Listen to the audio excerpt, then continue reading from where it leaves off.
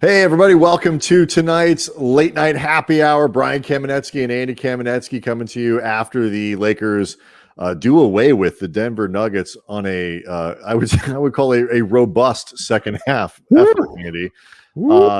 Lakers outscore, I'm doing the math here in my head, 68-35 in the second half. They win 114 to 93. It's a Lando Lakers late night happy hour crossover episode.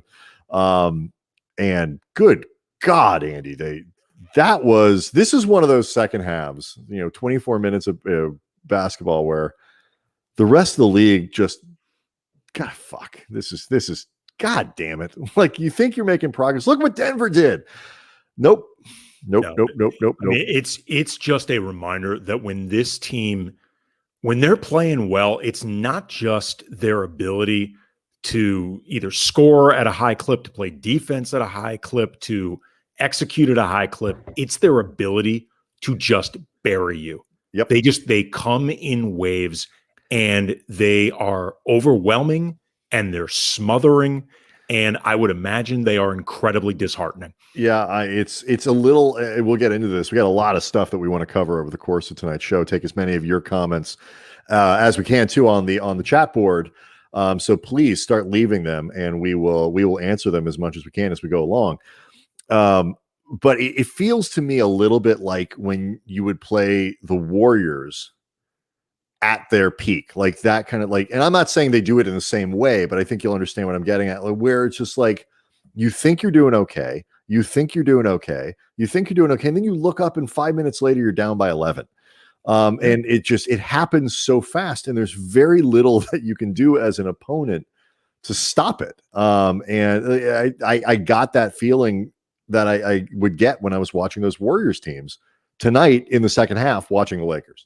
Yeah, it's just unbelievable. Their ability to bury an opponent and just start coming at you in these waves, particularly with this second unit rotation that they've got right now that we're going to end up talking about. We've talked about them recently. We're going to end up talking about them again, but it's clearly something that's going to be sticking moving forward for the Lakers.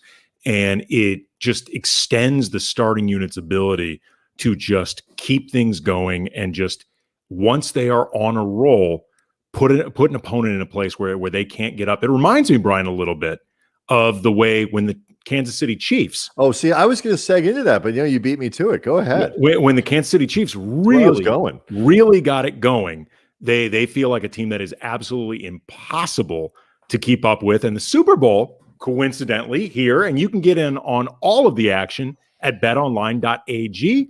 Tampa Bay, the first team in history to play for a title on their home field. Finally, something working out for Tom Brady. Currently a 3.5-point underdog against Kansas City, looking for back-to-back titles for the first time for any team in the NFL in almost 2 decades. The last time it happened, Tom Brady happened to be playing quarterback for those teams as well. BetOnline, I'm not a fan, but that is really impressive. It is incredibly impressive. The guy is 67 years old. BetOnline has hundreds of props in this game. Went to high school together. Game MVP, the margin of victory, he looks remarkably well. Even the length of the national anthem. Look, you know what's crazy? I didn't even eat tomatoes growing up, and look how shitty I look. Always available online or with your mobile device. Visit BetOnline today. BetOnline, your online sportsbook experts. The Lando Lakers podcast here on the Believe Podcast Network. We're also always brought to you by our friends at Delicious Pizza, 2 locations, West Adams and up on Sunset in Hollywood. 20% off when you tell them the Cam Brothers sent you, whether that's delivery or pickup, whatever you want. Great pizza, supporting local businesses. And a huge Laker fan. So again, Delicious Pizza, Cam Brothers, get 20% off. All right, so let's start with Kuz, because what has been different, about this rotation is Kuz, and we'll get to THT, Taylor Horton Tucker here in a minute. The way these guys are playing, what started off as something that could look temporary, maybe a peek into the distant future, or the Lakers are toying with whatever it might be, is looking increasingly permanent by the moment. Because what Kuz, for starters, did tonight was incredibly impressive. 11 points, 3 rebounds, 3 assists doesn't jump off the page, Andy, but the defense did, and the effort did. The chase down block in the second half on Michael Porter Jr., like stuff like that. When he does that and then hits 2 of 5 3-pointers as he did, Markieff Morris is not getting off the bench because there's nothing Morris does that's better than what Kuz is doing. No. And I mean, and right now, obviously, Kuzma's got the edge on him in terms of overall athleticism. I mean, beyond anything, counting stats or stuff like that, the things that you would look at as tangible production, Kuzma's younger, he's springier, he's more athletic. He is, I think, even though Markieff Morris, I think, is a solid defender, and he certainly has got some versatility in his own right, Kuzma, the way he's playing right now, is really somebody that offers Frank Vogel a lot of different matchup options. Mm-hmm. It's funny, during the game, Brian, I tweeted out at Cam Brothers, for anybody not following us, there's this interesting paradox going on with Kuzma right now, that the less of a star that he's evolved into as a Laker from the moment he was drafted and began his found money, and this guy who really seemed like he was just an instant scorer waiting to happen, to this guy who's evolving into maybe more of a 3-and-D role player for the Lakers, the more valuable he's seemingly becoming. Like the less he's being shoehorned into that star role, that star persona, and credit to Kuzma for leaning into what's being asked of him, the more crucial he's really becoming for this team. It's a reflection of how the thing that he was supposed to be valuable for, which was scoring, isn't. I don't want to say this because it's actually not true. It's not that scoring is valuable. It's that scoring the way that Kuz would score as an offensive player when the Lakers were shitty isn't as valuable because his talent at it isn't as good. It was too much dribbling. It was too much ISO play, like putting the ball on the floor and creating himself. That's actually not the best way for him to be effective. It's outside shooting, which hasn't been there really since his rookie season and is there again this season. Kuz is we've talked about, it's not like we haven't brought Kyle Kuzma as a 38% 3-point shooter is a wildly different player than he is at 33. And we're seeing that this year. But it's the defense, it's the rebounding, it's the cutting, his ability to move as a cutter, his ability to get out and he's actually always been a good cutter, even as right. But now they have guys who can get him exactly. You get him the ball exactly. I mean, he's situationally he's in a better place to be able to utilize that talent. But at the same time too, I think he's also again leaning into the idea of scoring more without the ball. He doesn't need to because he got paid. Yeah. I don't mean to say he played hard last year. I asked Vogel this question, and he said, don't paint it like he's suddenly comfortable because he got paid and was pouting. No, he played hard last year, but last year wasn't his contract year. This year would have been. And he's got the security to play like this. Well, I actually want to push back on that a little bit, just in the sense that last season was his extension year. That he was heading into the extension year that nobody, including the two of us, thought that he would be getting coming into this season. So Kuzma actually had, in theory, a reason to be upset about the role that was being asked about him, and to potentially pout about it or, chafe against it, that sort of thing. And while it was obvious that it wasn't what he wanted to be doing or the way he saw himself as most valuable, he really actually did exactly what was asked of him and really busted his ass doing it. Absolutely. I just want to make it the point clear that you could have thought about it last season heading into a contract year. I think he did. Right.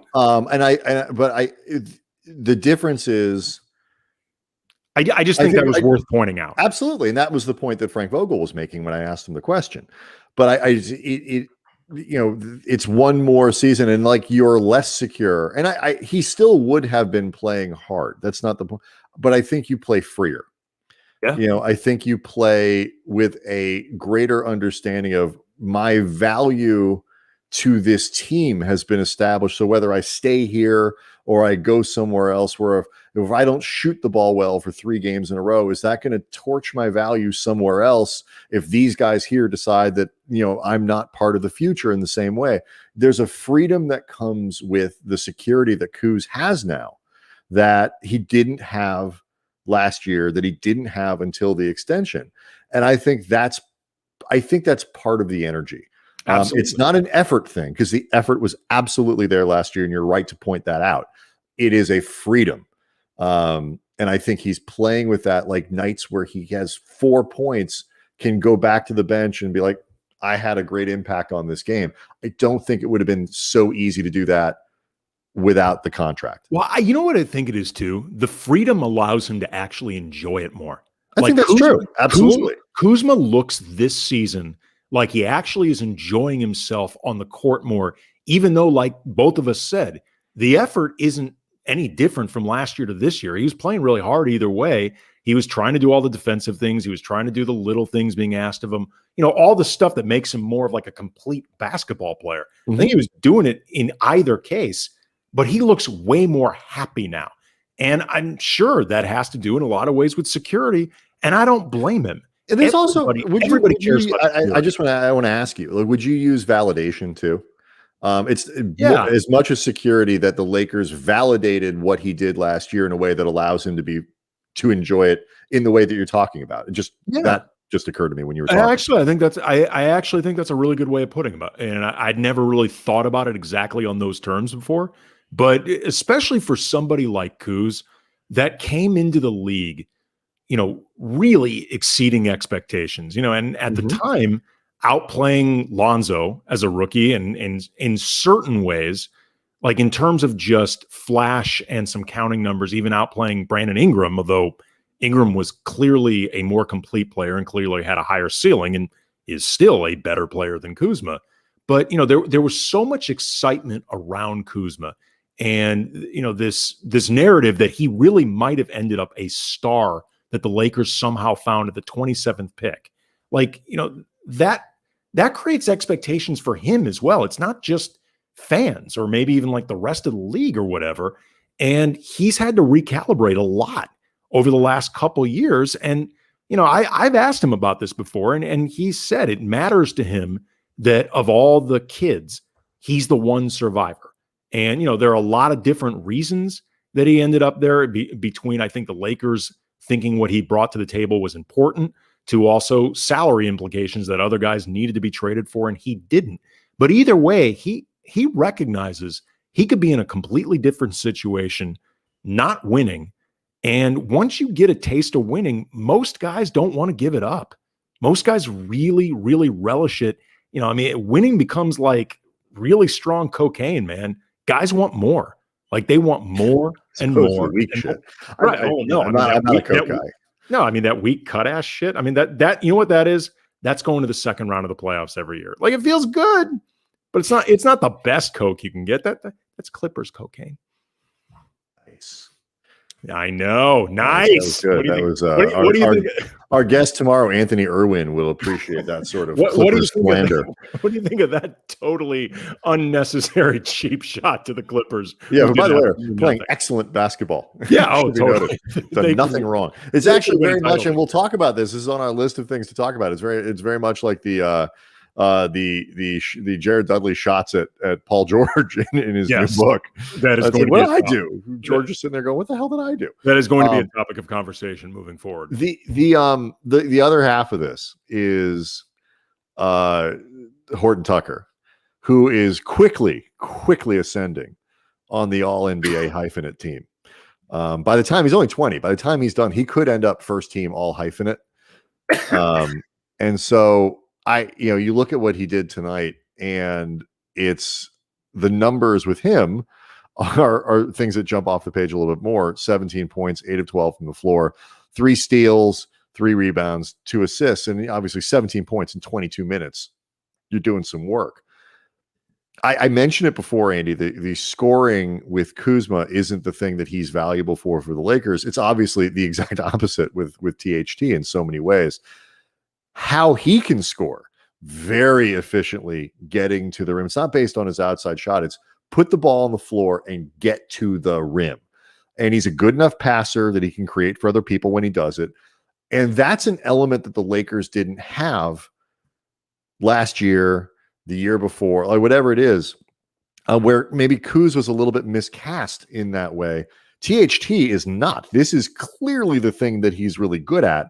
The Lakers are putting him on the floor, and if he keeps doing it, he, in the same way that Kuz is going to glue Matthews to the bench, THT or Morris, THT is going to glue Matthews. Well, I mean, because really there's not really doesn't matter which one's gluing which. They're both gonna be sitting. Which M, you know, I mean, he provides something that the other guys don't, and you saw it on Thursday with Denver. It is incredibly valuable, particularly that second unit.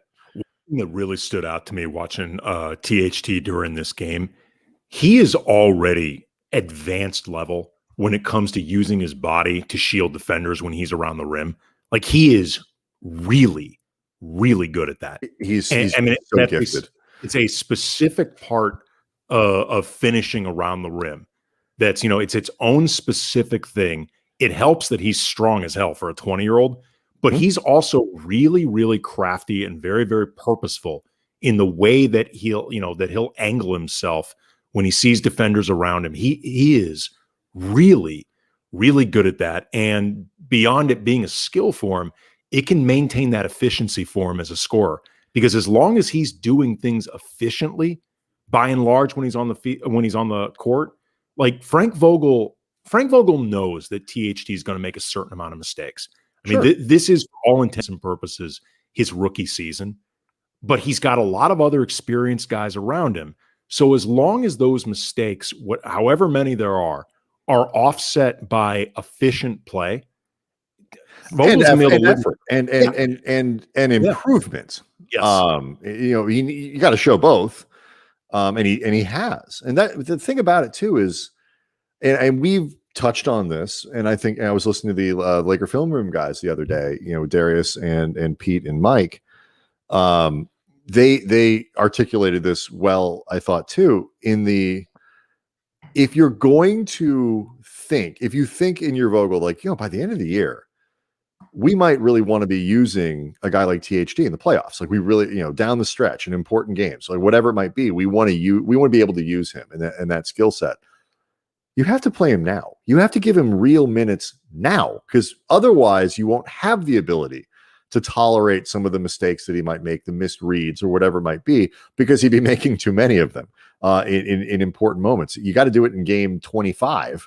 You can't do it in game 65 or in the second round of the playoffs. You can't just throw a guy in like that.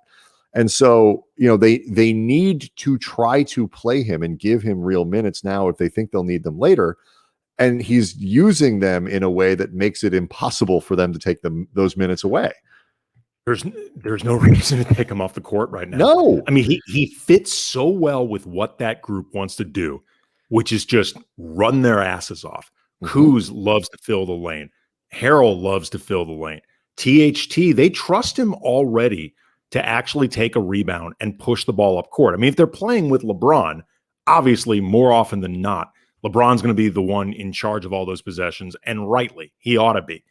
But they clearly think that if nothing else, THT won't try to do too many things he's incapable. Again, every now and then he's going to make a mistake.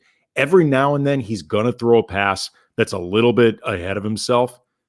But at the same time, though, like, he doesn't try to do too much. And that's actually, there was a great play. I don't remember if it was in the first or second quarter of the game, but he got fed in one corner and he was kind of off balance when it happened, and he had to gather himself. Right. Yeah, he gathered himself. And rather than looking to force a shot, because he probably could have gotten one off, he just would have been off balance. He settled himself, dribbled baseline to the opposite side, and then ended up using a Marc Gasol screen to hit a three. That's what I'll just do the same thing on the other side of the court. I mean, but that's a great moment for a young kid like him that began the season showing a lot of flash, but also showing some excitability that you looked at and go like, oh, okay, occasionally that's going to make Vogel nervous. That's going to make some of his teammates nervous. That was a really smart, like kind of veteranish move by THT. At the very least, to not force the shot from the near side corner and to take the time and dribble. And I don't think he dribbled to the other side with the express intention of launching a three. It just happened to be there, but to reset the play. Yeah. He's not, and we've reached the point in the season where, and this is always something that we ask, and we'll get to this question. B Pax is a really good question about Keefe and West, what are they thinking right now, and all that. We'll get to that in a second. We've reached the point in the season where he's on scouting reports. People know about him. Like, the veterans don't want to be lit up by the, essentially what amounts to a rookie at this point, the 20-year-old player. Like, he has a level of awareness around the league, and he's still getting to the bucket, and he's still finishing, and he's still doing all that stuff. And so this is like, he's a real dude. Like, this is legit stuff here. At 6'4" to be 230 pounds with a 7-foot wingspan, he can do some things. But to answer that question from B Pax, Keefe and West, what are they thinking right now? Props to Vogel for managing that. I think they're thinking we may not play very much the rest of the year. I'm sure they know they'll get a chance to get on the floor, but Andy, I'm not sure, as long as they're being communicated to, and clearly they are, I'm not sure it matters that much what these two guys are thinking, because they're not. I mean, they're professionals. They're not gonna upset the apple cart here, and they're also not critical, as it turns out, critical members of sort of what they're doing. At least if things hold the way they are. I mean, the Nathan today Mark and in the future, it's not like an angry Dennis Schroeder. Just to finish the point, is an angry Dennis Schroeder is a bigger deal, than an angry Wes Matthews. Yeah, I mean, the Nathan Mark, I think, actually in certain ways sums this up very well from a pragmatic level. They're minimum guys at the end of the day. And, Markieff Morris, and I respect Morris as a player, and I respect what he brought to the table during the playoffs last year. He became a crucial part of the rotation in a few really big series. But the reality is he basically came back on a minimum deal this year. The Lakers were able to pick him up last year because he was on waivers.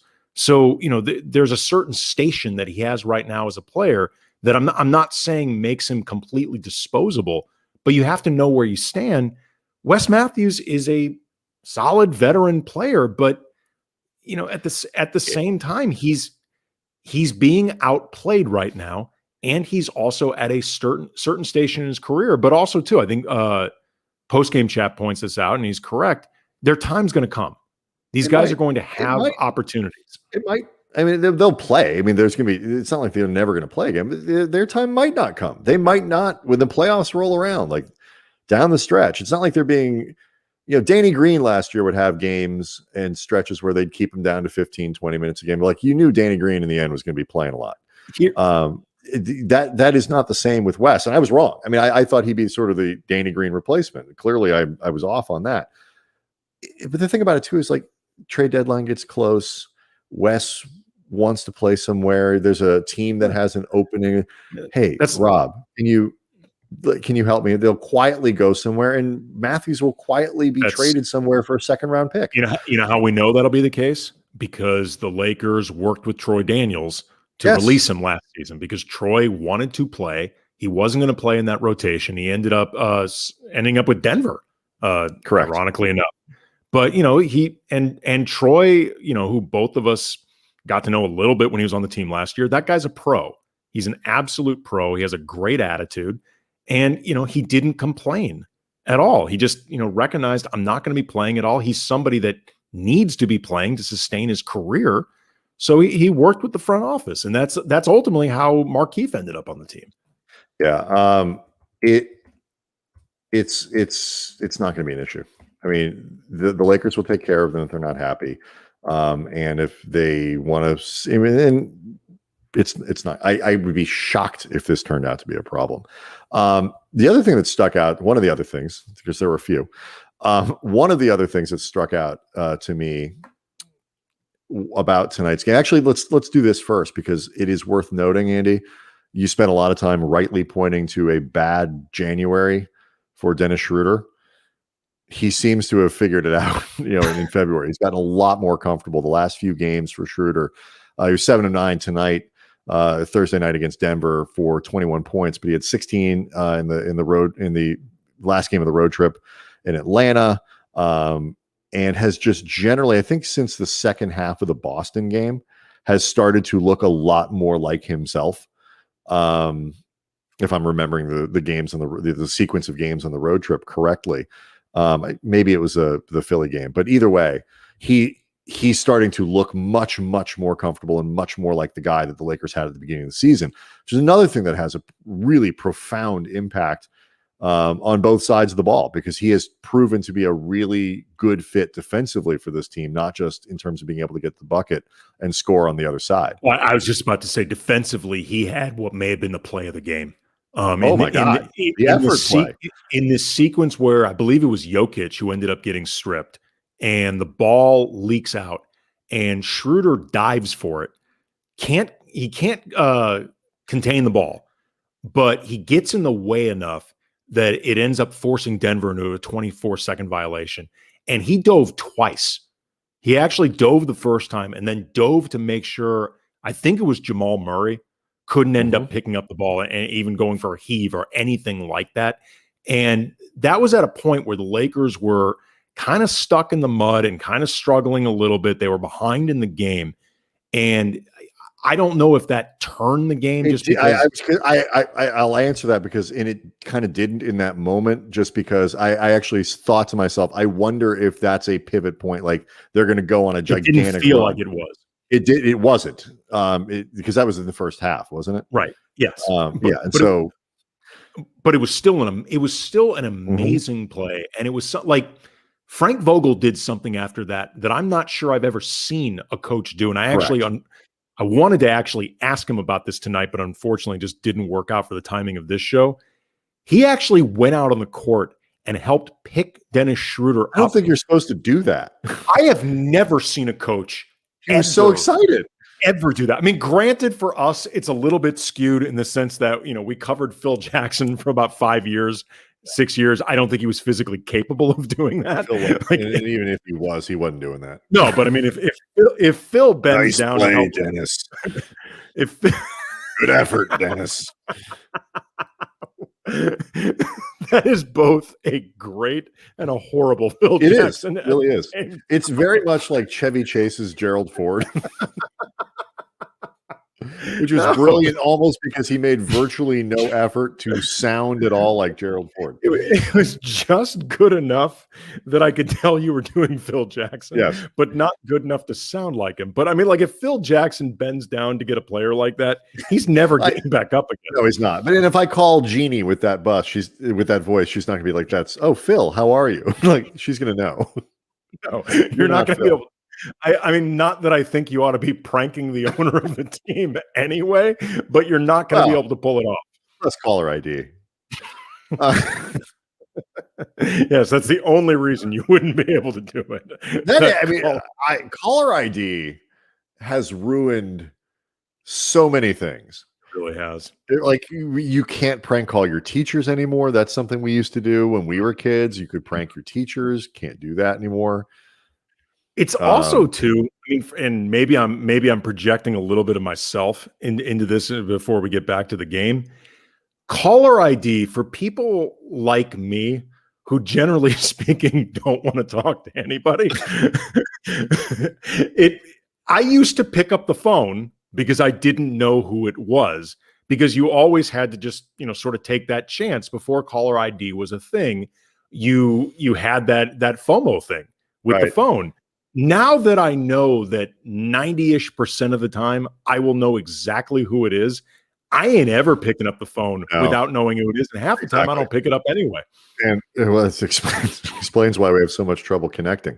It's caller ID and voicemail were really bad for people like me who were not good on answering machines, not good, not good, like when you have to call a girl that like you met and you want to you want to speak to them in person, but you don't want to have to, like, what if they're not there?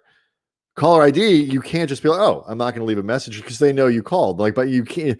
I hated that. I was so bad on answering machines, so bad on voicemail.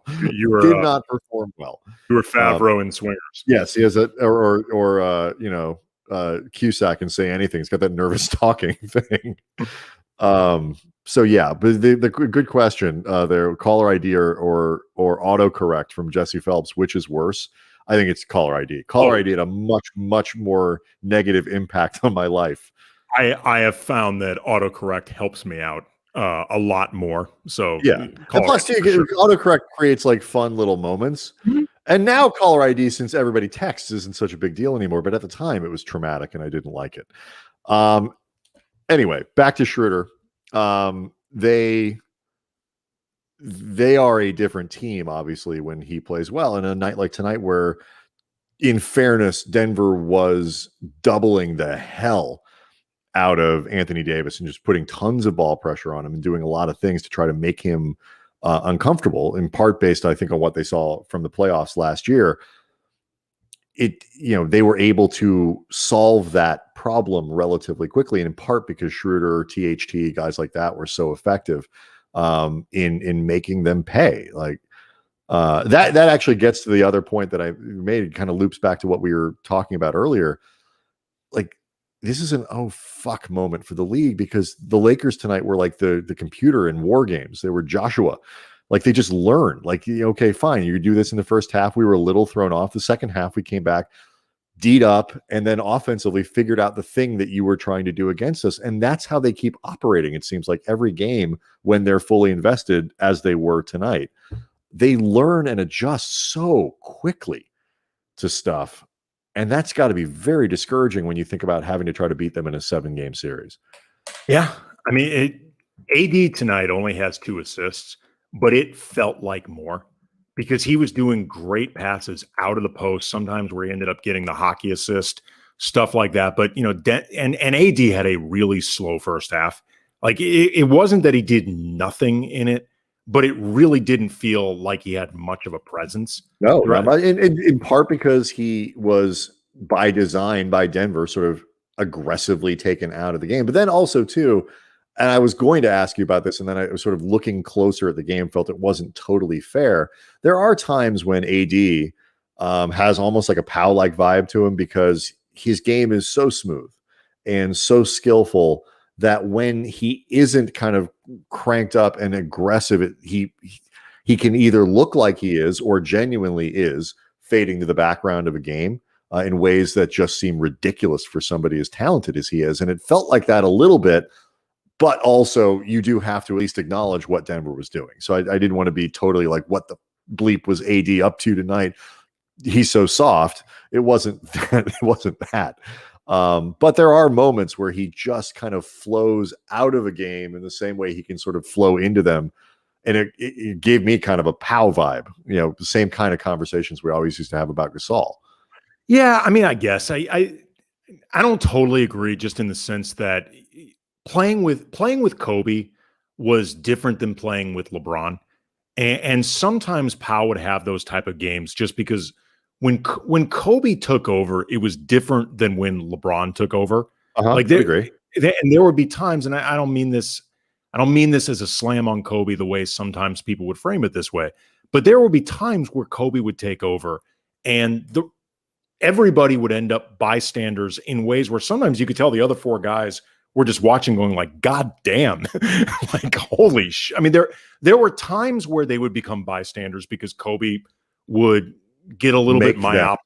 Yeah, he would make them that way, he'd become myopic. But there were other times, and we talked to all of Kobe's teammates about this, and they all copped to this. There were times where they would just watch Kobe going like, Jesus, man, like, oh my fucking God, what's going on here? It's different when LeBron takes over, which is why I feel like those type of games for AD feel different. But not even a takeover thing. It's just a bit of a style thing, and and a projection, kind of like just the sort of the energy that he sometimes projects. And then, you go back a few, now a month and a half ago, like games like the Portland game at Staples, that they lost, where he legitimately just floated around the 3-point line and didn't do a goddamn thing for most of the game. He can sort of, because he's very interested in making the right plays. He's not going to be a selfish player, doesn't try to sort of always get himself going, and he's a big, so he doesn't always get you have to give him the ball. I understand what you're saying. It's not apples to apples. I'm just saying there are times when I get that a little bit of a feel when he seems to fade back in a game. I guess I understand what you're saying, but I definitely don't think tonight was one of those games. It just felt honestly like he was kind of lethargic, even though he was doing some things well. It did not feel like his presence was really being felt in this game until the second half. And then the second half, he was doing things that and having the type of impact where even if it didn't show up in ways that from the box score, he was much more of a presence. Like he was making himself get doubled way more over the course of that second half. Well, I think they did it all through. I just think he was more effective dealing with it in the second half. Denver looked more shook by it in the second half by AD. The other thing I wanted to make sure to point out, just because it's worth noting, and then there's some other items I know we wanted to get into. The Lakers did such a great job on Jokic. They did a great job making him a pretty big non-factor in this game. At times, I thought it was Gasol in the post. There were times, though, Kuzma did a great job botting up Jokic in this game. And on Murray after the first few minutes. Murray was really quiet after got off to a good start and finished 7 of 17 with 20 points.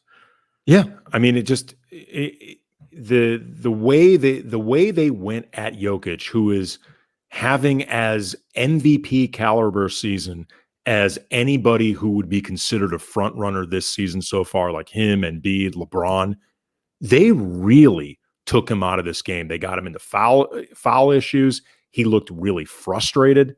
And this was the type of game also too that reminds you of the value of Marc Gasol. Like certain situations, just having him there makes a really big difference. You know what I mean? Like, and there's going to be matchups where Gasol, like Dwight and JaVale last year, is going to end up kind of a non-factor. But then there are going to be other games where the value of having Marc Gasol is going to come through. And I thought tonight was one of those games. Yeah, absolutely. And, if you're looking for just one last thing, I think this conversation about AD, who was not invisible. I mean, he was not a scoring presence. Only finished with 13 points. Only took 8 shots. Only had 4 in the first half. So 4 in each half. He had 9 rebounds, 3 steals, 2 blocks. He was a plus 21. He was not a wallflower. That wasn't my point. But if you're the rest of the league and you look at this game and you see the Lakers win by 21 and they hold Denver to 35 points in the second half, and you look at the box, you're like, oh, fuck, AD only had 13 points. God damn it. Like, what do you do with that over 7 games? And the Clippers aren't packing it in, and Utah won it again tonight, and they think they're very good, and they are. But I don't know what you do with this over 7 games, because the Lakers are so good at adjusting. They have so much versatility in the roster, and they seem to have found a guy in THT who is doing things that are found money and change the complexion of this roster in really profound ways. So a lot we'll get into. We'll on the late night happy hour tomorrow with Anthony Irwin. We'll talk about this over the weekend too, I'm sure, on our podcast that'll drop on Monday as well. Do want to talk a little bit about the All-Star game, mostly in the sense that the NBA appears that they're going to have one. Yes. Getting worked out. All the I's are dotted and T's are crossed, Brian. Seems like this is going to be happening. First returns are in. I know. And where are you, Lakers fans? Neither Caruso nor THT are like in the top 5. Well, what's up with that? I've decided Klay Thompson, who has not played at all this year, unfortunately, because of his, I believe, torn ACL. I believe that's what the injury is. He's currently Achilles. I thought it was in Achilles this time. Achilles. Yes, you're correct. Unfortunately, It is in Achilles. He's otherwise the boot that I saw him wearing wouldn't be very useful. He's got better doctors. He's got 99,000 votes right now in 10th place, despite having not played. But as I tweeted out today, people may not realize it. Klay Thompson is just code for Alex Caruso. Like he's actually 10th. It's going to be a big surprise by the league. All right. So, I mean, presumably the Lakers will send two guys to that. Like in theory, I think if they keep doing it this way, like they always have, theoretically couldn't end up being Vogel's staff if who has to go coach it and all that kind of stuff. I don't like all-star games. I don't care about them. I have no. If they never played another one of these things, I wouldn't give a shit. Although last year was fun. If they are going to play, they should use last year's rules with whatever the fourth quarter. I forgot the name of like how they did the scoring of that, and all that stuff. But do you think they should be doing this? Because that's really it's not so much the format who gets to go. It's really people arguing at this. Thank you, the Elam ending, as Ahmad Yusuf points out on the chat. Where do you come down on this? Well, it's interesting actually, because the general reaction to this, both from fans in basketball Twitter and that sort of thing, and increasingly players.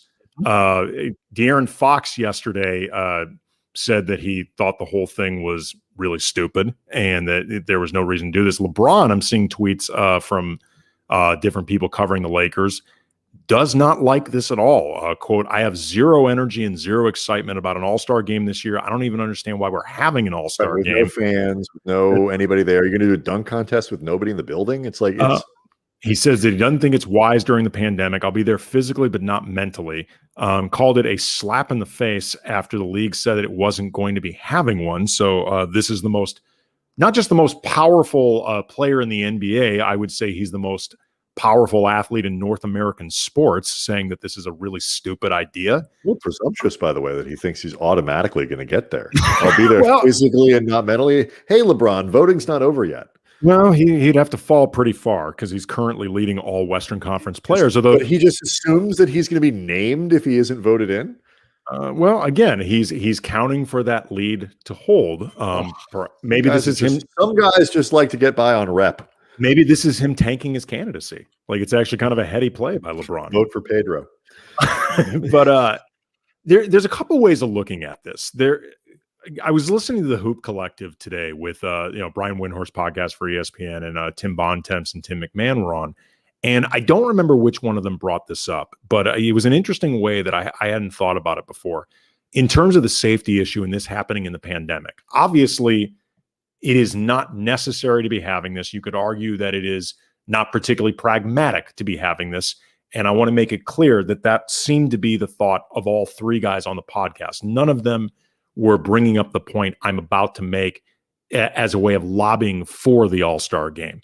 But one of them brought up that, in all honesty, the players who are there that weekend with the testing process and stuff like that going on that is going to still be happening, there is at least a decent chance that they are less likely to end up contracting COVID from being a part of this All-Star game than all the other players around the league left to their own devices, perhaps even going on vacations and stuff like that, which I hadn't thought about before because I was caught up in the very, I think, reasonable, obvious initial reaction of why the hell are we having an All-Star game? Right. Like, why would you be doing this in a pandemic? I hadn't thought about it that way before.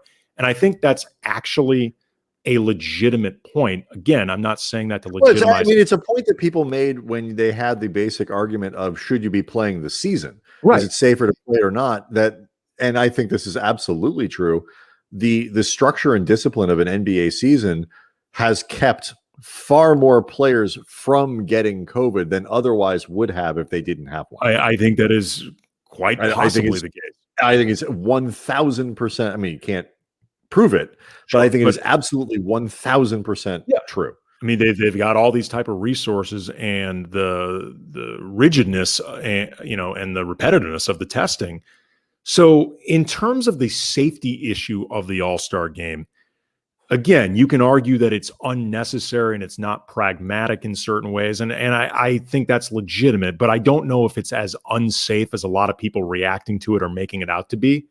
That being said, there's the other issue, though, of the spirit of these players and the ones who have to go through it in a season that has already been really taxing for these guys and pretty mentally and physically and emotionally overwhelming.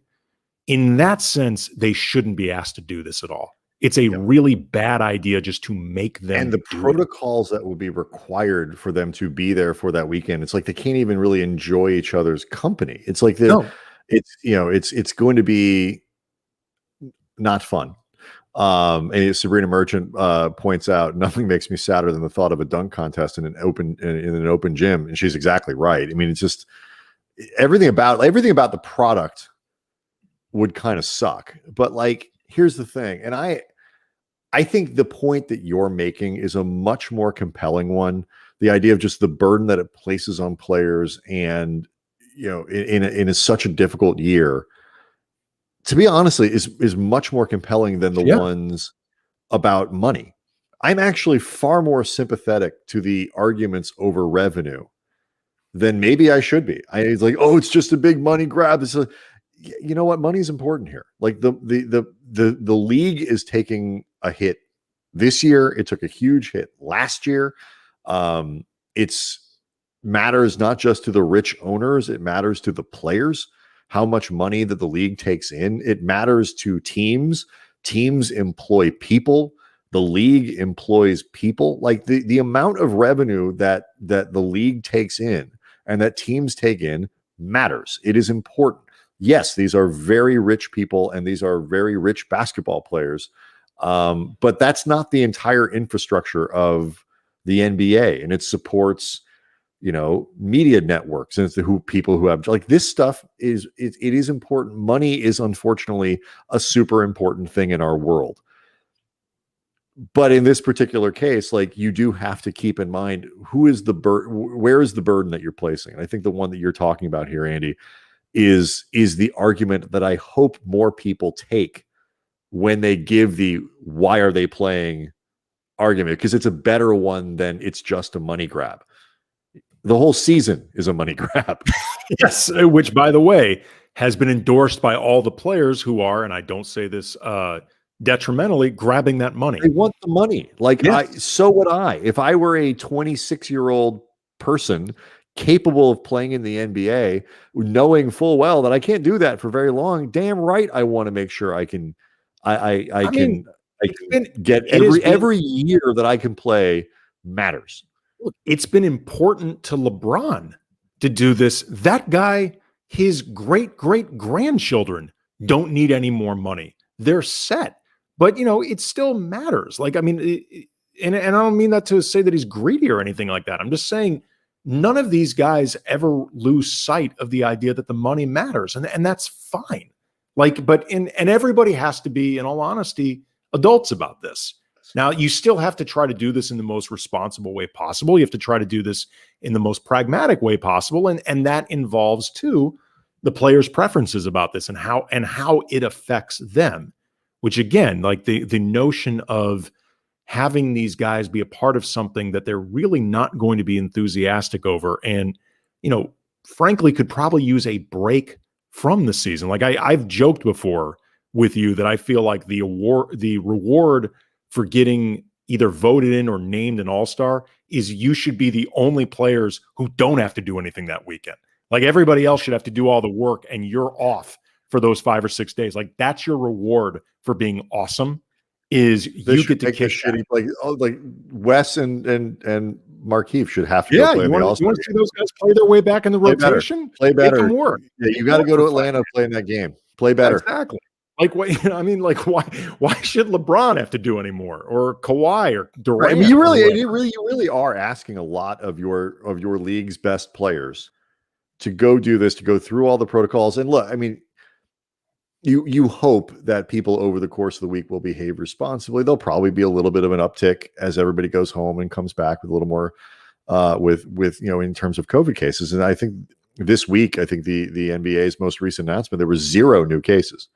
So, after a blow up, it seems to have calmed down a little bit, which is good. Players taking it more, sort of the protocols very seriously. There'll be a little spike probably after the All-Star break. But you're really, whenever, assuming it happens, you're really asking a lot of your star players.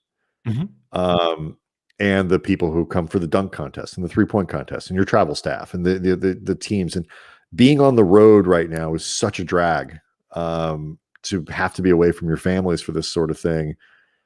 I understand why LeBron and probably most players think it's a terrible idea, even with the understanding that all of these guys recognize the money side and care. Yeah. I mean, look, De'Aaron Fox is probably voicing this opinion because he's worried he might make it. He's having a really good season. Like, this might actually affect him. He's playing really well. So, I mean, the notion of whether or not they should be doing it may feel like more of his business than previous seasons. But for the time being, I mean, it's definitely going to involve LeBron. It's likely going to end up involving AD. Well, it seems that way. I mean, again, LeBron may be being a little presumptuous when he says, I'll be there in spirit or in physically, but not in spirit. You're not there yet, man. Nathan Mark says maybe that's why AD is playing the way he is. He's trying to keep from getting named. Oh, hell no. I don't want to go. You can't make me.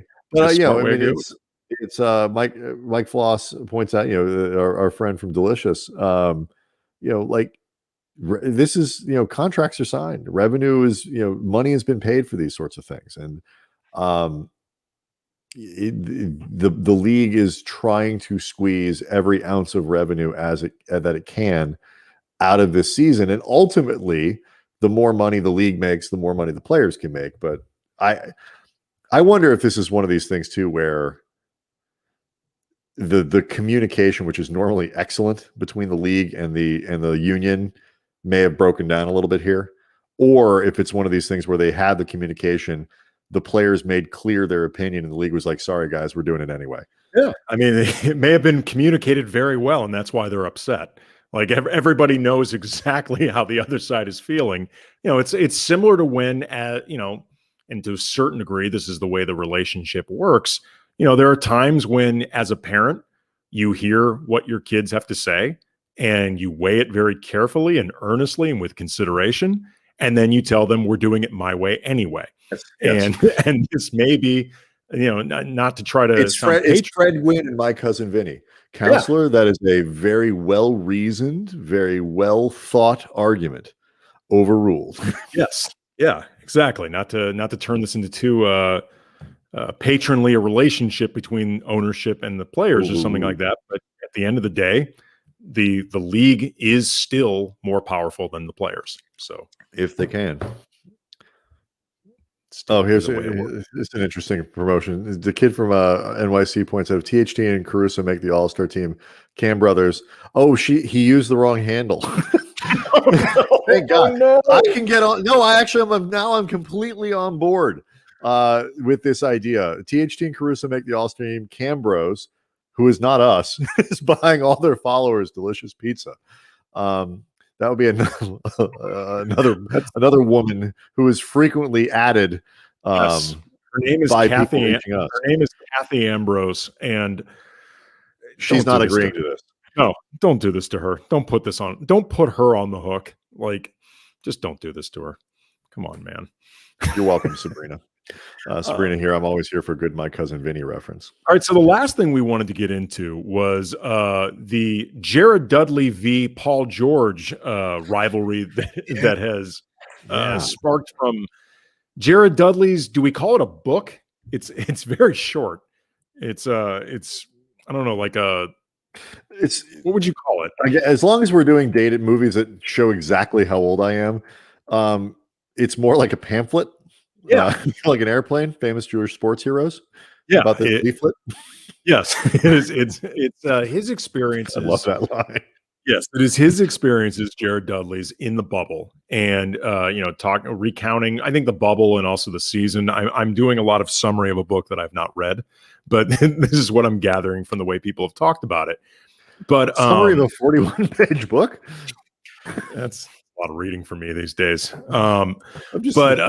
But Not a book, Jared it's a Dudley, long article. Jared Dudley talked about how there had been that rivalry growing between the Lakers and the Clippers, and how specifically he did not, and he and the whole team really did not like the way the Clippers had been talking themselves up, but specifically the way Paul George had been talking himself up. We hear some of those guys talking about how they're the team to beat in LA. It's fine if Kawhi says stuff like that. Kawhi, of course, who says nothing, but he's defending a championship. We don't trip if someone like Patrick Beverley is talking trash. That's how he feeds his family. We get it. We respect the hustle. But we think it's disrespectful for Paul George, who hasn't won, to put himself on the level of Bron or AD. That motivates us. When we see those guys around the compound being the bubble, we don't kick it with them. The one exception, of course, is Markieff, whose twin brother Marcus is on the Clippers. This probably keeps tensions from boiling over. Lot to unpack there. Please feel free.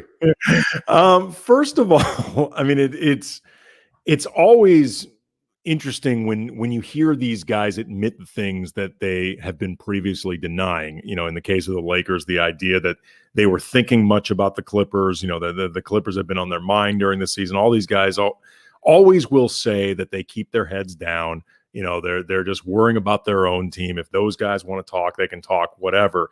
It's very clear that they didn't like the street lights over spotlight shit. And frankly, I don't blame them, because it was kind of a weak campaign. What I think, again, nonsensical if you actually pay attention to how these teams are assembled. Not that the Lakers aren't like star-driven. The Clippers are like came up out of salt of the earth kind of thing. No, they just basically stole 2 stars from other teams. Come on. Someone, Jay Leggett, says it's not a book, it's a long article. It is. Yeah, it is a long article, and I sometimes have trouble with those. I just wrote a white paper for a freelance thing. It was like, you know, like 8,000 words. It was like 19 pages or 20 pages. Like my paper was half of Jared Dudley's book. You and I actually, we wrote a book, and that was like, I don't know, like 400,000. I don't remember how many words it was. It was a lot. So, you know, and it was longer than 41 pages. So it's somewhere between an article and a book.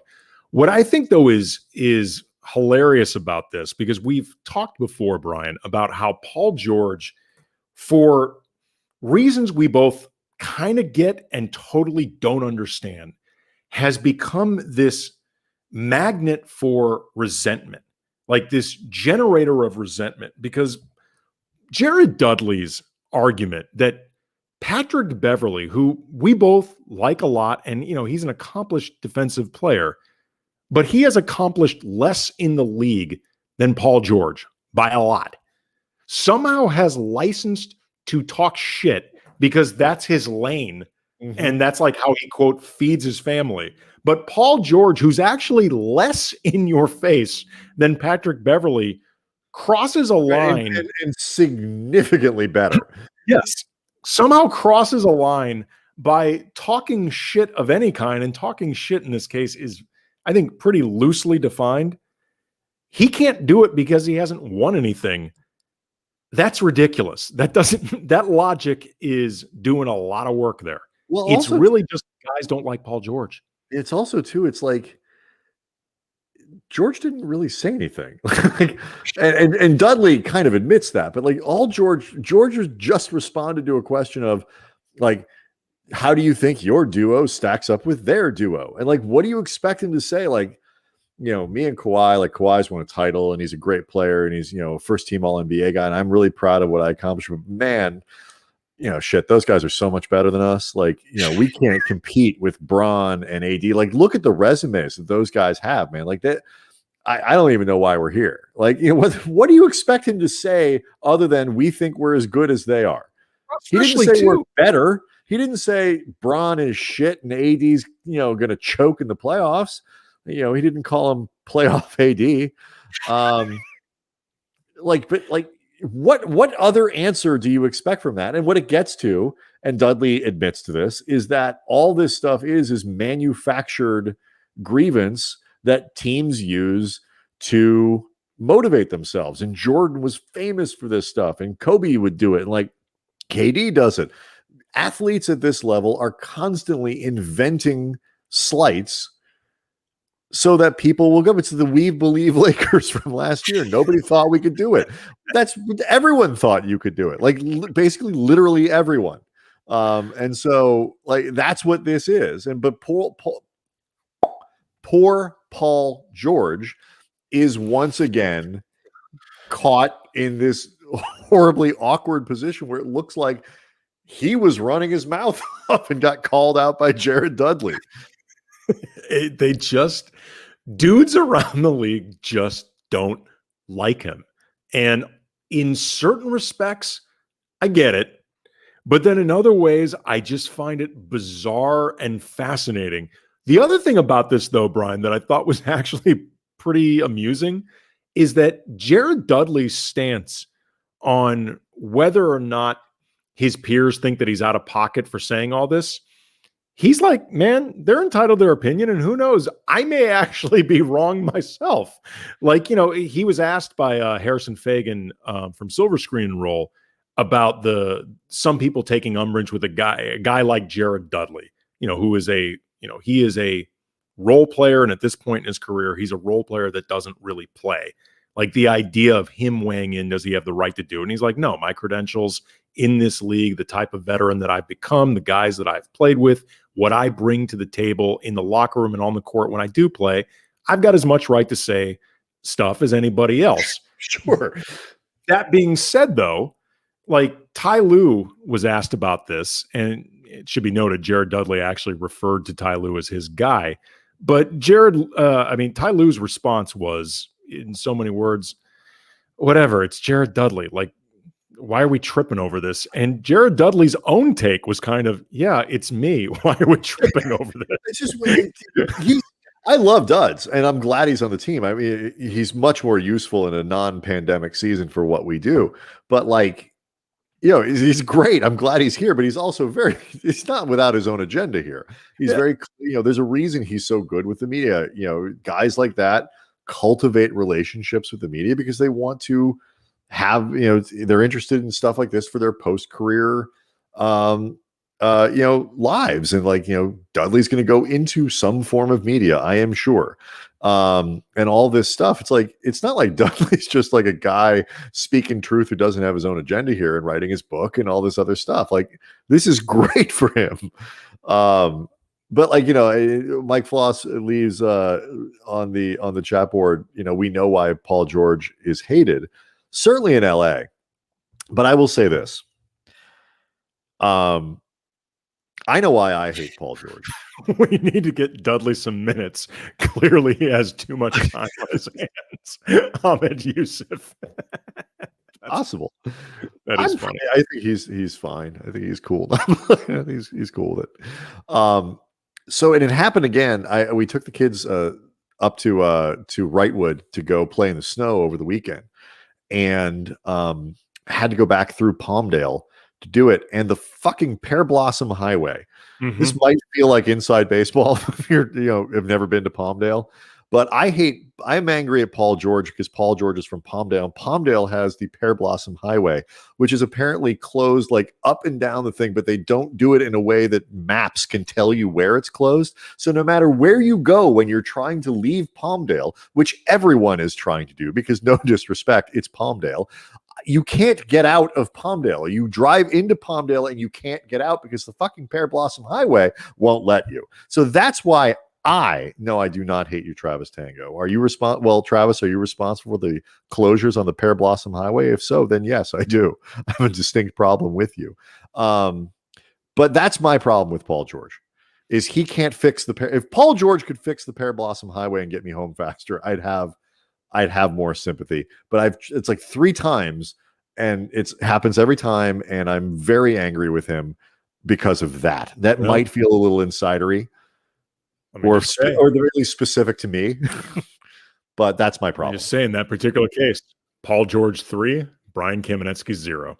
He's getting the last laugh. But yeah, it's just I did though find that funny. The idea of Jared Dudley being like, guys, it's me. Like, if people don't like what I'm saying, they're allowed to say whatever they want. He's like, people can have whatever reaction they want. And look, I might not even be right. He's like, I may actually be incorrect. This is just my opinion, which I thought, I actually was like, you know what? This is the way we all should react to this stuff. Like anybody like you, me, Jared Dudley, whoever, anybody who is even somewhat public in their profession and has to say things for a living that other people hear, and particularly like you, me, Jared Dudley, and a lot of other people we know offer their opinions, sometimes strongly worded opinions. You have to be cool with people disagreeing with them. You have to be cool with people saying your opinion is bullshit. Like you have to be cool with that. And Jared Dudley is, if nothing else, totally at peace with that in a way that I really admire. All right. So just a really impressive win for the Lakers on Thursday night, 114-93, the final score. A sad night, I think, for the rest of the league in so many ways, as we talked about.